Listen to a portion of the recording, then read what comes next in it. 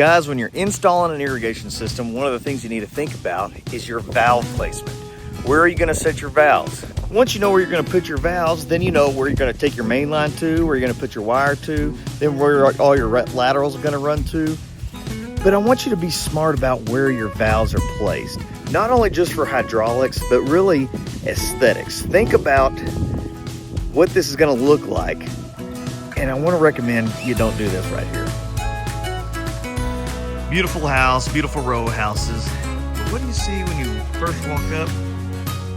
Valve box, right here by the front door. This could have been placed over to the side. Wouldn't have hurt the hydraulics at all, and it wouldn't be looking at a valve box right when I walked up to this pretty front door. But let me show you over here. So on this side, the valve box is on the side. So that's great. Perfect, it's out of the way, still easy to access, and it's not right by the front door. Don't put them by the front door, it just looks bad.